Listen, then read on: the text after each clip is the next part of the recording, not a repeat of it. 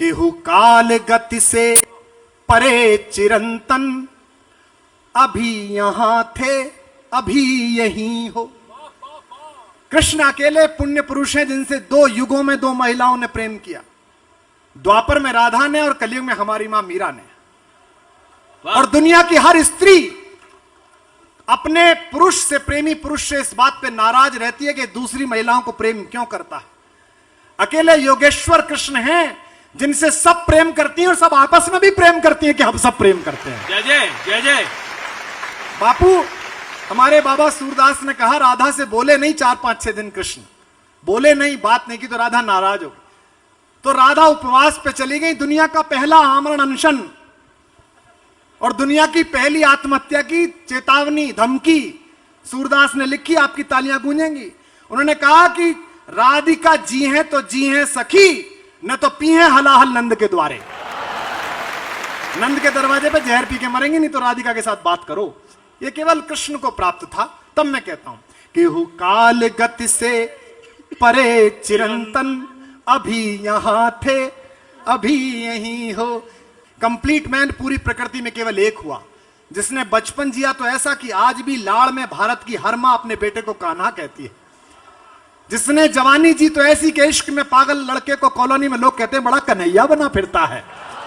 जिसने युद्ध रचाया तो ऐसा कि 5 निर्वासित बच्चों को विश्व की सबसे बड़ी अक्षौणी सेना के सामने विजय दिलाई। और जिसने ज्ञान दिया तो गीता जैसा पर 1000 नोबेल पुरस्कार कुर्बान किए जा सकते हैं। तब मैं उस कान्हा पर पढ़ रहा हूं। केहू काल गति से परे चिरंतन, अभी यहां थे अभी यहीं हो। कभी धरा पर कभी गगन में। बालकृष्ण ने पूछा मां से कि तू तो कहती थी सूरज पूरब में निकलता है, मैं चिड़िया दिखा रहा था बलदाऊ को पश्चिम में, सुबह सुबह तो सूरज उधर था।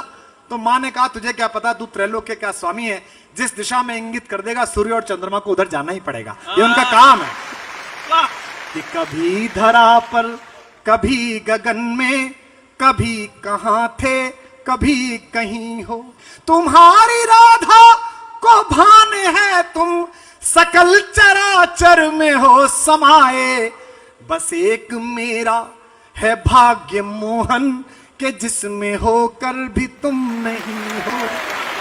बस एक मेरा है भाग्य मोहन के जिसमें होकर भी तुम नहीं हो। न द्वारिका में मिले बिराजे, आपने कथा करी है वो। न द्वारिका में मिले बिराजे, बिरज की गलियों में भी नहीं हो। कान्हा का पता बता रहा हूं। न द्वारिका में मिले बिराजे, बिरज की गलियों में भी नहीं हो। न योगियों के हो ध्यान में तुम, अहम जड़े ज्ञान में नहीं हो। न योगियों, एक बहुत बड़ा बुद्धिजीवी था उनके दरबार में उद्धव। तो भगवान ने कहा लल्लू तुम वहां जाओ, जरा मिल के आओ, वो लड़कियां परेशान है, उनसे कहना कि वो निराकार प्रेम में लगे, हमारा चक्कर छोड़े। और वो बड़ा अहंकार में वहां पहुंचे। हमारे जगन्नाथ प्रसाद रत्नाकर ने कहा है कि आए लौट लज्जित, नवाए नैन ऊधो, अब सब सुख साधन को सूदो सो जतन ले। और ये पंक्ति बापू के चरणों तक पहुंचे आपकी वाह में कि प्रेम मग छाके पग पड़त जहां के तहां। यूं जा रहा था मिलने के बाद, प्रेम मग छाके पग पड़त जहां के तहां, ज्ञान गूदड़ी में अनुराग को रतन ले। ज्ञान की गुदड़ी में अनुराग का कोई नूर लेके लौटा। और जब चिट्ठी लेके आया तो उससे कोई नहीं मिल रहा था। सारी लड़कियां इकट्ठी हुई कि हमको, जब वो है ना आए हो सिखावन को जोग मथुरा से तोपे, ऊधो जे वियोग के वचन बतरावो ना। योग सिखाने आए हो, वियोग बता रहे हो। आए हो सिखावन को जोग मथुरा से तोपे, ऊधो जे वियोग के वचन बतरावो ना। एक मनमोहन तो बस के उजारो माह, ही में अनेक मनमोहन बसाओ ना। यहां से तब कह रहा हूं कि न द्वारिका में मिले बिराजे, बिरज की गलियों में भी नहीं हो। न योगियों के हो ध्यान में तुम, अहम जड़े ज्ञान में नहीं हो। ये पृथ्वी, ये धरती जहां हम हैं इसलिए महत्वपूर्ण है, दुनिया के सभी देश महत्वपूर्ण है उनके लिए। यह अकेली धरती है जो ईश्वर ने चाटी है, घुटने चल के चाटी है। ये इस पर पैर रखते समय भी ध्यान रखना कि कहां रख रहे हो। इसके साथ गद्दारी तो बात ही छोड़ दो। ये वही है जिस पर घुटवन चलत रेणु तन मंडित मुख दधि लेप किए। ये अकेली धरती है जहां हमारे राम उस अजिर में लोटे हैं, जहां इक्ष्वाकु की परंपरा पैदा हुई है। और बापू आप गंगोत्री तक आए, मुझे आश्चर्य होता है कि आप समाज के वंचितों में कथा करके आए, आप उनमें कथा करके आए जिस इलाके में जाने के लिए सभ्य समाज शताब्दियों से मुंह चुरा रहा था, रात के अंधेरे में जाता था, वहां आपने उजाले में राम का नाम फैलाया। हम आपके आभारी हैं, हम कृतार्थ थे आप, हम कृतार्थ थे आपके। बुद्ध के पास उस समय की सबसे बड़ी नगरवधु आम्रपाली आई थी, पीछे सुनने के लिए बैठी थी, और किसी ने परिचय करा दिया कि नगरवधु आई है, सबसे बड़ी वेश्या, मिलना चाहती है। अकेले में बुद्ध से मिली, उसने कहा कि तथागत बहुत पातकी हूं, बड़ा शरीर का दुरुपयोग किया है, मैंने कोई पूजा नहीं की, मेरी तो उपासना आज तक नहीं हुई। बुद्ध ने कहा ऐसा करते समय तेरे मन में पाप आया कभी? उसने कहा नहीं, मैंने इसे काम की तरह समझा। तो बुद्ध ने कहा तू तो सतत पूजा में थी, तू तो सतत प्रार्थना में थी, इसलिए उसे प्रधान भिक्षुणी बनाया। और मुझे अतिशयोक्ति का अपराधी ना माने ये लाखों करोड़ों लोग जो सुन रहे हैं, बुद्ध के बाद पृथ्वी पर पहली विभूति बापू हुए जिसने वंचितों के पास जाकर कथा को पहुंचाया। जो स्त्री और पुरुष की धारणा से बाहर हैं, जो ना स्त्री है ना पुरुष हैं, उनको भी आपने अपनी वाणी से मोक्ष दिया, उन तक भी आपकी कथा पहुंची, हम आपके आभारी हैं। रहीम अवध प्रांत के गवर्नर थे, अवध के राजा थे। एक कोई विधवा को अपनी पुत्री की शादी करनी थी। रहीम कई बार आए थे चित्रकूट तुलसी से मिलने के लिए, कई बार बड़े लोगों भी कवियों के घर आ जाते हैं, चरण पड़ जाते हैं, तो बड़ा लाभ लश्कर आया कि पीएम आएंगे, पीएम आएंगे, प्रधानमंत्री थे वहां के, वो आए। तो उस विधवा को पता था कि यहाँ जो ये आदमी रहता है जो सुबह सुबह राम कथा सुनाता है, इसकी रहीम दास जी से दोस्ती है, वो पैसा दे देंगे। उसे लखनऊ जाना था, तो वो एक दिन सुबह को स्नान करते बाबा तुलसी के पास पहुंची। उसने कहा कि बाबा मेरी पुत्री की शादी है, विधवा हूं।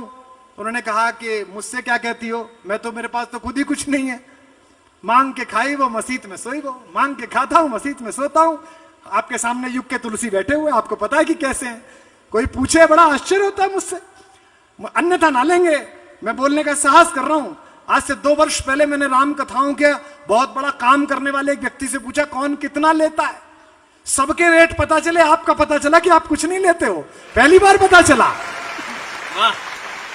तो बाबा तुलसी ने कहा मैं क्या दे दूंगा, तो उसने कहा आप मत दो, आपके वो बड़े आदमी परिचित हैं, वो मदन लाल जी, उनके लिए एक लेटर लिख दो, आपको तो वो भगवान मानते हैं, मिल जाएगा कुछ। तो उन्होंने लिख दिया कि ये दे दो। अब रहीम जैसा बड़ा कवि तुलसी जैसे महाकवि से ये कह रहा है कि इस विधवा को पैसे दे दो, तो ये तो लिखा गया नहीं कि 15 लाख अकाउंट में डाल दो, ऐसा तो लिखेगा नहीं। उसने कितनी बाजीगरी से भाषा लिखी, मैं साहित्य पढ़ाया है 17 वर्ष विश्वविद्यालय में, कितनी बाजीगरी से लिखा। रहीम दास को तुलसी ने दोहे की एक पंक्ति लिखी, एक सुरती है देवताओं की पत्नी, नरती है मनुष्यों की पत्नी, नागती है नागों की पत्नी, सर्पिणी, अस चाहत सब को, ये जो चाहती है वो इसे दे दो। क्या चाहती है? सोना, मणिया, पैसा। रहीम समझ गए क्या मांगने आई। रहीम ने अपने खजांची से कहा इसे जो चाहे वृद्धा को वो दे दो, सोना दो, चांदी दो, बढ़िया सी शादी कराओ। और बोले अम्मा आपका काम हो गया, मेरा भी काम कर देना। अम्मा ने कहा बेटा मैं तेरा क्या काम कर सकती हूँ? बोले जो पर्चा लाई हो इसमें एक लाइन लिख रहा हूं तुलसीदास को दियाना। और क्या लाइन लिखी साहब, याद करिए, 2 महाकवि को, एक मुसलमान, एक ब्राह्मण, एक गोस्वामी और एक पठान। उन्होंने लिखा सुरती है, नरती है, नागती है, अस चाहत सब कोय, सब चाहत नीचे अस, सब चाहत अस कोय, और नीचे रखा, नीचे रहीम दास ने लिखा गोद लिए हुलसी फिरे तुलसी सौ सुतो। तुम्हें ये जग ढूंढता है मोहन, मगर इसे ये खबर नहीं है, बस एक मेरा है भाग्य कान्हा, अगर कहीं हो तो तुम यही हो।